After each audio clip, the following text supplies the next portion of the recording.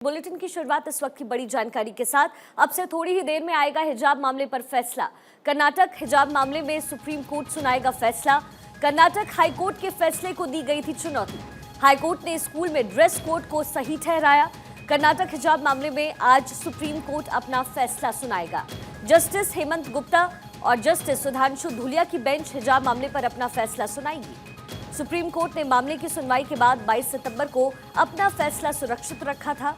इससे पहले कर्नाटक हाईकोर्ट ने हिजाब मामले पर सुनवाई के बाद फैसला दिया कि हिजाब पहनना इस्लाम का अनिवार्य हिस्सा नहीं है। हाईकोर्ट ने स्कूल कॉलेज में ड्रेस कोड के पालन के राज्य सरकार के आदेश को सही ठहराया था। साथ ही हाईकोर्ट के फैसले के खिलाफ मुस्लिम लड़कियों ने सुप्रीम कोर्ट का रुख किया था और आज सुबह 10:30 बजे इस पर सुप्रीम कोर्ट अपना फैसला सुनाएगा। हिजाब पर लगातार लड़ाई चल रही है। सुप्रीम कोर्ट तक ये लड़ाई पहुंची और अब आज सुप्रीम कोर्ट का सुप्रीम फैसला इस पूरे मामले पर सुबह 10:30 बजे आएगा।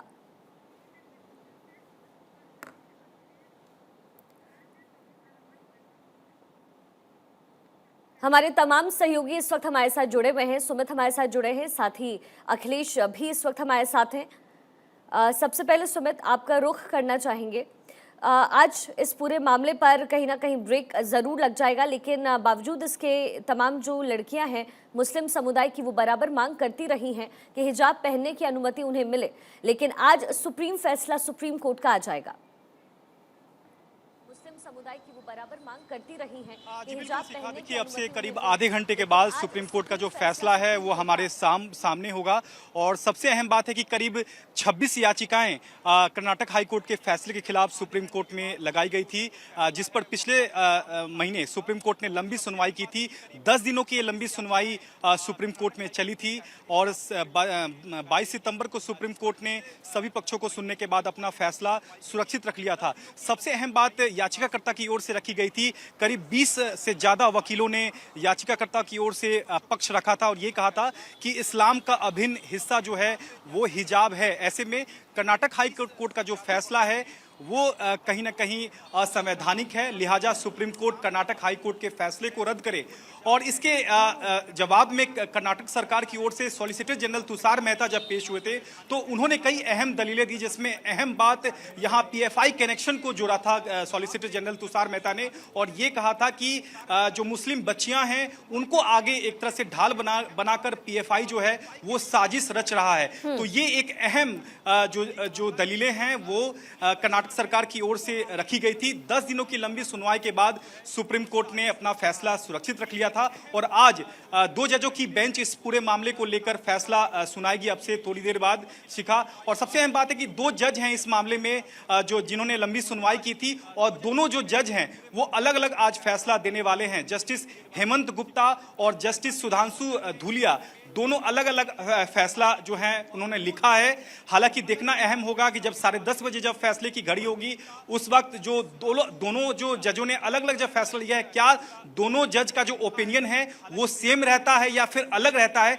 अगर ओपिनियन अलग अलग रहता है तो हो सकता है कि इस पूरे मामले को 3 जजों की बेंच के पास रेफर सुप्रीम कोर्ट कर सकता है। अगर दोनों जजों की एक राय होगी तो जो कर्नाटक हाई कोर्ट का फैसला रद्द किया जा सकता है या फिर उसे बहाल किया जा सकता है। तो इन 3 विकल्पों में से शिखा एक विकल्प पर सुप्रीम कोर्ट आज अहम फैसला देगा। तो इंतजार करना होगा 10:30 बजे का, जब सुप्रीम कोर्ट का फैसला हम सबों के सामने होगा। और एक बात बेहद अहम है इस पूरे मामले में कि जब इस पूरे मामले को लेकर यह कहा गया था याचिकाकर्ता की ओर से कि 17,000 से ज्यादा मुस्लिम लड़कियां जो हैं वो शिक्षण संस्थान स्कूल कॉलेजों में जाना बंद उन्होंने कर दिया है हिजाब के बैन होने से, तो ये एक अहम दलीलें रखी गई थी। और याचिकाकर्ता का यह भी कहना था कि सुप्रीम कोर्ट को इस पूरे मामले को 5 जजों की संविधान पीठ के पास रेफर किया जाना चाहिए, क्योंकि कुछ ऐसे संवैधानिक पहलू हैं जो कि 2 जजों की बेंच के सामने नहीं उठ पाए हैं और इस मामले को 5 जजों की संविधान पीठ के पास रेफर किया जाना चाहिए।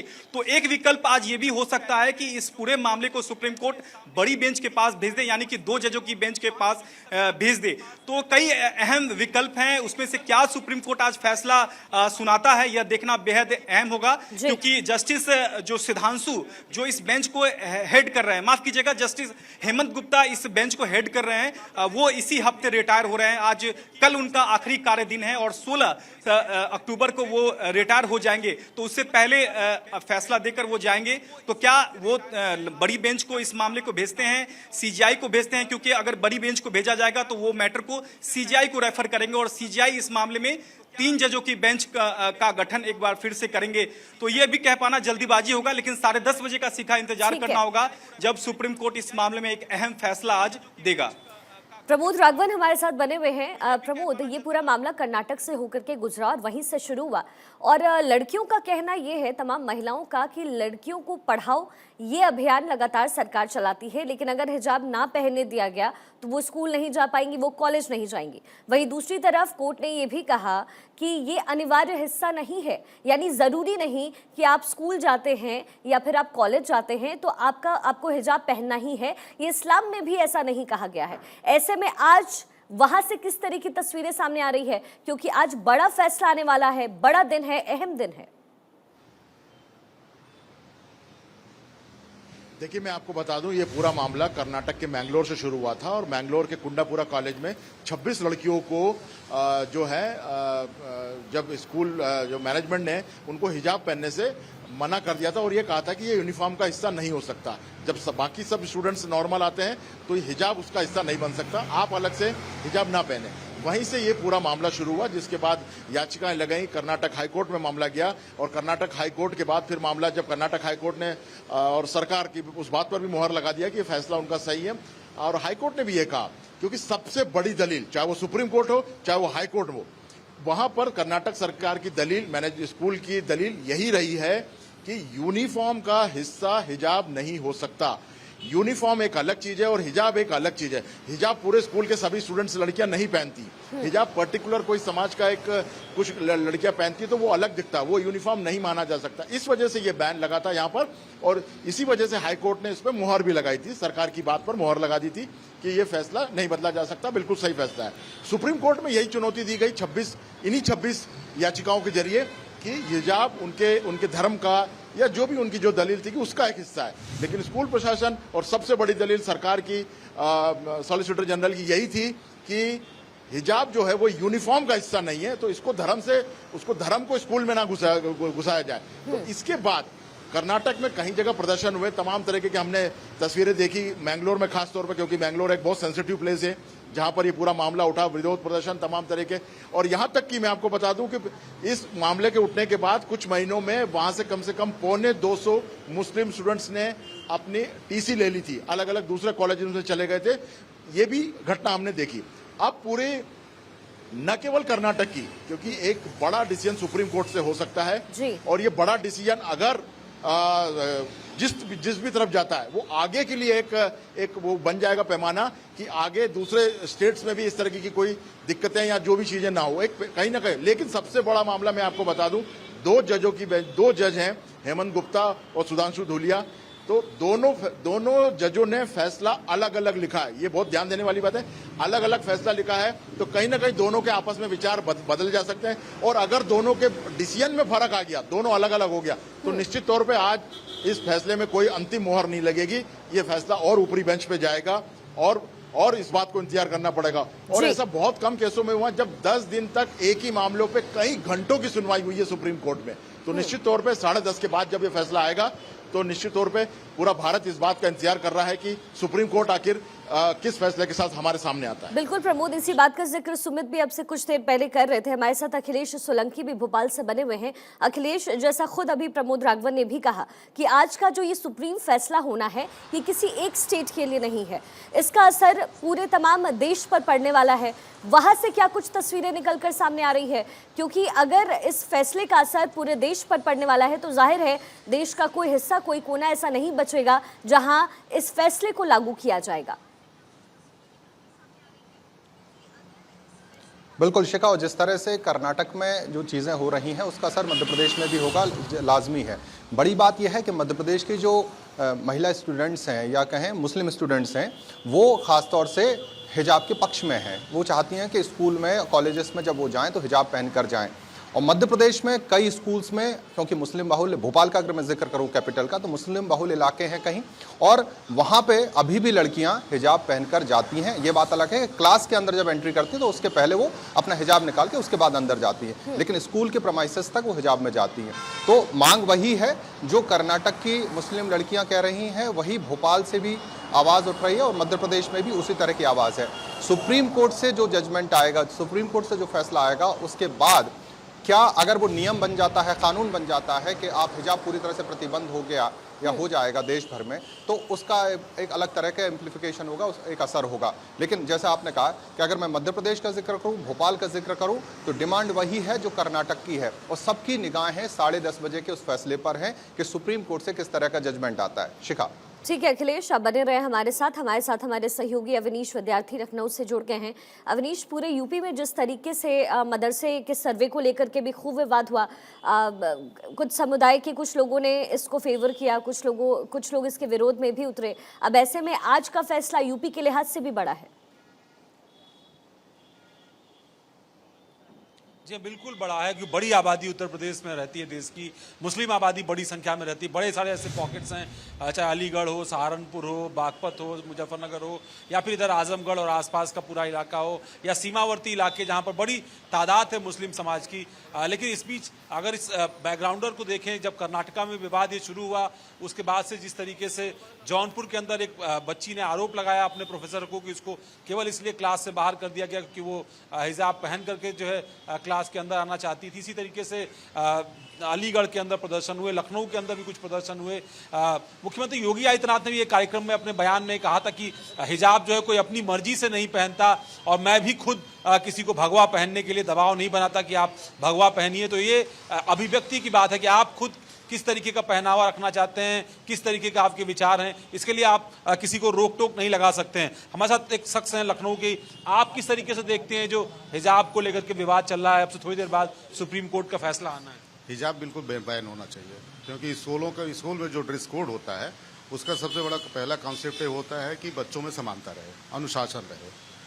तो जितने भी स्कूलों उसमें हिजाब तो नहीं पहन के जाना चाहिए। अगर अभी हिंदू बच्चे जो है वो कुर्ता धोती पहन के जाना शुरू कर दें तो कैसा लगेगा। इसलिए मेरे हिसाब से हिजाब पूरी तरीके से बैन होना चाहिए। हिजाब उनके जो मदरसे हैं वहाँ पे अगर उनको हिजाब पहन के जाना है तो कुर्ता पैजामा पहन के जाए, टोपी लगा के जाए, हिजाब पहन लगाए, वो सही है।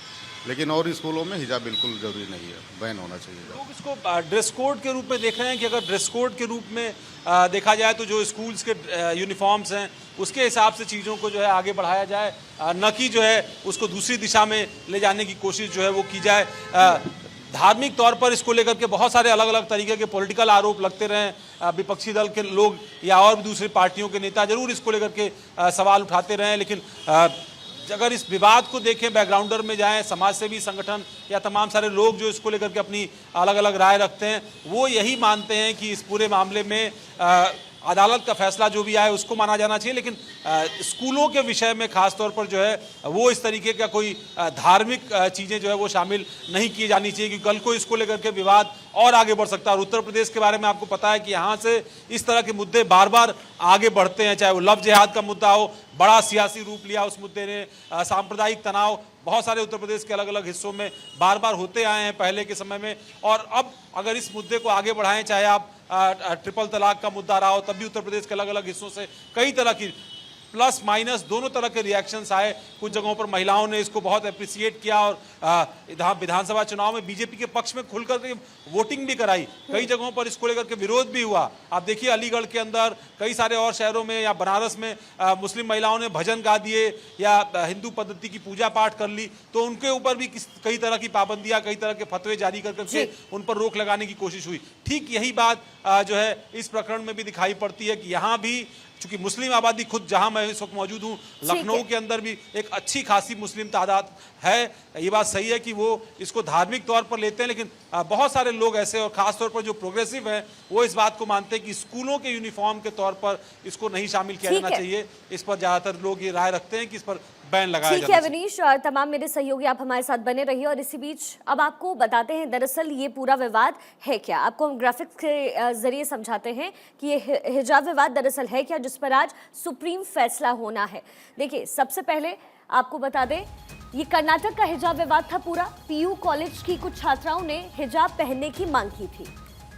31 दिसंबर 2021 को हिजाब कंट्रोवर्सी यहां से शुरू होती है। कर्नाटक से उडुपी के कॉलेज में 6 लड़कियां हिजाब पहन करके पहुंची और जिसके बाद से ये पूरा विवाद गहराया। पीयू कॉलेज ने लड़कियों को क्लास में अंदर आने से रोक दिया और फिर विरोध में कॉलेज के बाहर जोरदार प्रदर्शन किया गया, जिसकी झलकियां, जिसकी तस्वीर पूरे देश भर में नजर आई।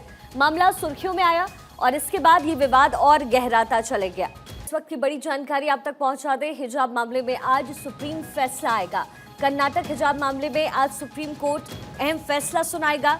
10 दिनों तक बहस हुई थी इस पूरे मामले पर। इसके बाद इस फैसले को सुरक्षित रखा गया, लेकिन आज सुप्रीम कोर्ट ये सुप्रीम फैसला सुनाएगा। हाईकोर्ट ने स्कूल में ड्रेस कोड को सही ठहराया था, जिसके विरोध में लगातार लड़कियां सड़कों पर थी, महिलाएं सड़कों पर थी। लेकिन अब इस पूरे मामले पर सुप्रीम सुनवाई होगी। आज इस मामले पर कोर्ट का फैसला आने वाला है, यानी अब से कुछ ही मिनटों में हिजाब पर सुप्रीम फैसला सामने आ जाएगा। हिजाब पर चुनौती हुई है, भविष्य के लिए हिजाब जरूरी है या फिर किताब जरूरी, ये बड़ा सवाल, और इसी पर आज सुप्रीम कोर्ट अपना फैसला सुनाएगी। लगातार महिलाओं का विरोध प्रदर्शन कर्नाटक की सड़कों पर देखने को मिला और न सिर्फ कर्नाटक की सड़कों पर बल्कि देश भर से ऐसी ही तस्वीरें सामने आई। सुप्रीम कोर्ट कर्नाटक के शैक्षणिक संस्थानों में हिजाब पर प्रतिबंध हटाने से इनकार करने वाले कर्नाटक उच्च न्यायालय के फैसले को चुनौती देने वाली याचिका पर आज फैसला आने वाला है। अब से कुछ ही मिनटों के बाद ये फैसला आ जाएगा। बड़ा सवाल, हिजाब पहनना अनिवार्य रहेगा या प्रतिबंध, जिसकी बात हाईकोर्ट कर रहा था, प्रतिबंधित हो जाएगा। आज इस पूरे मामले पर सुप्रीम फैसला सुप्रीम कोर्ट सुनाएगा। विरोध प्रदर्शन की तमाम तस्वीरें कर्नाटक से लेकर के देश भर से सामने आई और आज इस पर सुप्रीम फैसला। ये व्यक्तिगत आचार संहिता है, मतलब इस पर टिप्पणी करना मुझे उचित इसलिए नहीं लग रहा है। इसे व्यक्तिगत आचार संहिता में कोई दाल पसंद करता है, कोई मांस खाना पसंद करता है, मतलब जो जिसको जो पसंद आती है। अब सुप्रीम कोर्ट न्यायालय जो निर्णय लेगा वो निर्णय सर्वमान्य है और उस निर्णय को सभी को सम्मान करना चाहिए और मानना चाहिए। Religious practices, so I expect a good judgment. Sir, also the lawyer at Karnataka, when advocates when arguing had said PFI, CFI were behind this whole hijab row. Now that it's banned, what is the security arrangements in schools and colleges? Do you think